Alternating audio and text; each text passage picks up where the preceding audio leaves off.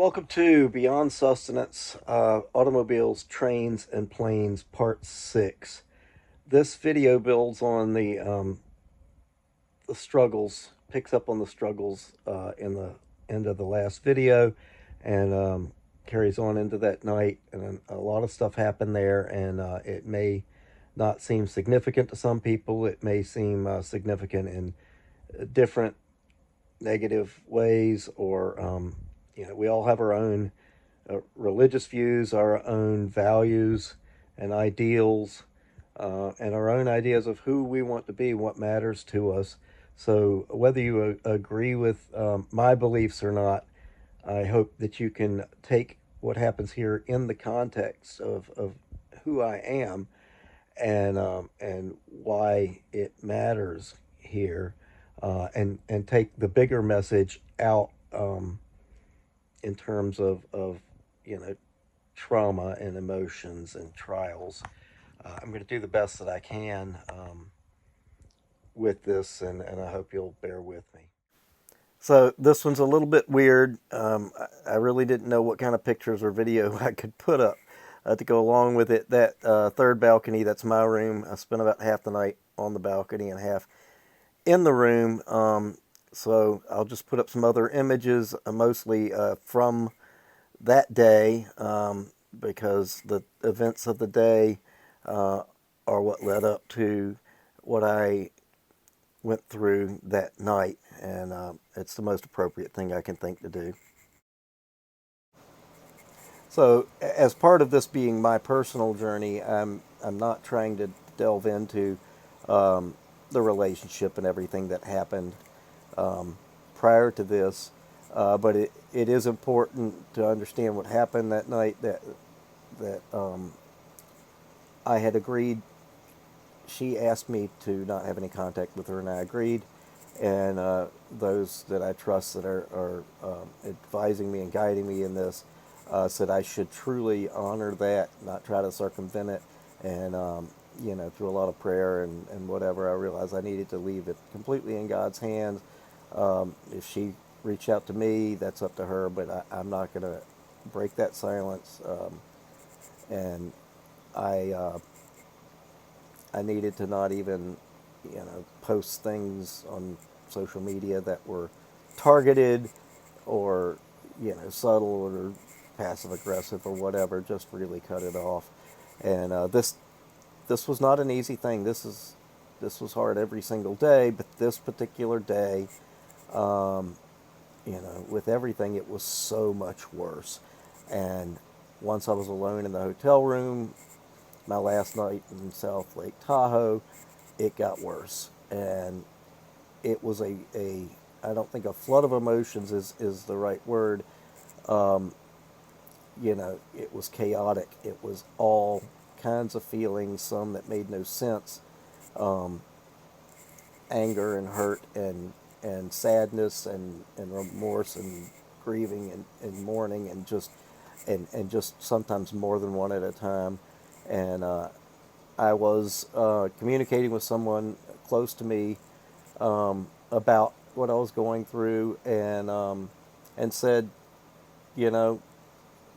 I felt like I'd done a good job up to this point, but I was so weak that if it wasn't late at night and I didn't know if she was up, that I would have broken that rule.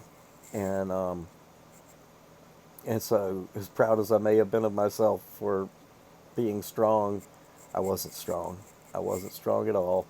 And the only thing keeping me, keeping my word, which is important to me, was timing. And so then, as the night went on, and I just reached this really extreme point, I needed to do something. And this is something that I have put a waiting period on posting stuff on social media. I have put a waiting period on all sorts of minor things, just because when you are in the middle of extreme emotions, and for me, I don't use this word lightly, but I've been traumatized this year, and I had a lot of past traumas triggered this past year. And so when you're in that state, it's not a good place to make decisions. It's not a good place to act on anything or to speak, in certain contexts. And so anytime there was something that wasn't 100% clear that it was okay, I put a 24-hour waiting period on it. And pretty much every time I uh, reached the end of that waiting period and the answer was no, and I should have known better all along. But this night, I was beyond that, and out of everything I was feeling, I went online and signed up for some you call them dating sites, but they were hookup sites, and I started chatting, and this is not me. This is so not me, because when I was single, I never did online dating. I've never had any desire to do it, and also I've never had any desire to hook up. I've really just I'm the type of person that I want one person exclusively for life, and my track record does not reflect that, but it's what I have really wanted, and so this was very out of character for me, and got into chatting a few, and it got really real, and I got nauseous. It turned my stomach, and I quickly uh, deactivated, deleted all accounts, and I just went into prayer. I felt horrible about myself. I, that number one, I was going to do something out of character like this, and number two, I was doing it um, out of anger and out of hurt and for all the wrong reasons. And you know the impact that could have on me. All I'm doing is making the situation worse. What am I going to feel like a week from then, and a month from them? And it's how we really dig ourselves into a hole that we never get out of. When you know it was rough, and as I went into prayer, I realized one other thing, which was that I was being a hypocrite. That I was, and I still am, praying God's will be done in my life, in her life, in our marriage, in our family. As that's all I can do is leave it in His hand. But then I want to act contrary to what I know is God's will for a husband, and that took me down even worse. That really, really took me down. But you know, I, it was a wake up call too. That I really need to hold on to the values of what matters to me. That I need to not let myself go down these holes the way that I did that night, and and just really need to lean on my faith and the people that support me, and most importantly that trauma changes us, and I a lot of the things that I regret were things that I held on to from the past that caused me to put up defenses and to pull away when things got tough, and some of that you can't avoid. No matter how much you think you healed, you can't avoid how that impacts you. But I do get to choose, does trauma make me a different person, change who I am? And I need to choose no. I need to be who I want to be. I need to follow what I value, and that's a choice we can all make. And you know, just because I didn't give in, that time on some things where I did make mistakes and I did use bad judgment. Every minute of every day, at every step we take, we choose what direction those steps are in, and if I had failed that night, it doesn't make me somebody else if I choose to turn around after I've done it. And thankfully, I did not have to. I thank God that I did not have to, and it has just made me more aware and more cautious, and I really want to speak more to the faith-based aspect of that. at the end of this series, but not going to go any deeper into that. Just to say that it was a restless night. I might have got a total of an hour's napping, but I'm going to take it into the next day. The next day was a lot of dealing with that night. So, having no sleep, I got a very early start the next day and went back up to the park before it got crowded and hiked the trails some more. Stayed on the trails mostly this time. Went down to the water, took a swim. It is cool and it is clean, and I did get a drink of it. And really just reflected on, what I learned the night before, both in terms of making a decision what direction we're heading in.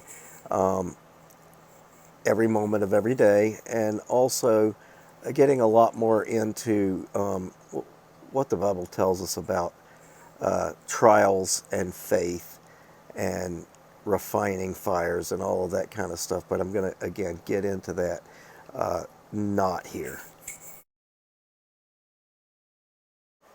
After the hike, I drove counterclockwise around the lake into Tahoe City, California, where I stopped and picked up some nice postcards and headed on up to the Donner Memorial, which has a terrific visitor center. They have a movie and a small hiking trail that I walked. Not going to get too much into it or show even half of the pictures I took. You can probably Google it and get more than I can put in right here. From the Donner Memorial, I went into the town of Truckee, which was a nice little place, and stopped off at the post office where I wrote the postcards and addressed them and mailed them off, which again, I feel like writing is a great thing to do when you're going through something like this. From Truckee, I headed on back to Reno, where it all started. At least this segment did. Did a little driving around the town and the biggest little city or something like that, and had my best dining experience of the solo segment. I still think the Ethiopian was the best, at a cool little place that you actually had video slots, video poker right on the bar. They had a special tray that fit right in front of it for your food, and I won $13, got 2 drinks comped, and again, it was the best meal. They had a really cool Impala out front. I got to talk to the owner of that. Great people here, and great music playing. I enjoyed the staff. I enjoyed the my fellow diners, and just a great way to end the trip after that rough night. And after the meal, back to my dive motel, which it was very dated but still pretty cool, I thought, and walking distance from the restaurant. Not much sleep again this night, but not as much turmoil either. Way too early start to the next day. Had to run, get gas, and return the rental car. And about a 10-minute drive to the airport. Tons of delays. Just ridiculous. But I did get a stop in Midway where I got a Chicago dog and a Baltimore dog. If you haven't seen it, go to the Beyond Sustenance Facebook page and check out the video. Good stuff there. And a milkshake. Bit of a surprise when I raised the window shade on my next flight, but I really did appreciate it. Stop in Baltimore. Potbelly is one of my favorite sandwich shops, and a way too sweet beverage from Starbucks that I will not order again. So, as a wise pig once said, that's all, folks. Um, the abridged version of my trip. I could make an epic out of this thing. Um, But anyway, I'm going to wrap it up there, and I have a couple of addendums planned. They're going to take a little more research, and it's mostly going to be me talking, probably not a lot of videos, maybe a couple of slides. One on the faith-based portion of my year, really, going all the way back December and up to the present, whatever the present happens to be when I make that. And then one more on mental health. My insights, my experiences, some things that I've shared with a few friends that they think more people should know about, as well as some of the helpful and very much not helpful things people have offered during some of my struggles, and a couple of the things I've learned that have helped me through. So I do appreciate you guys joining me.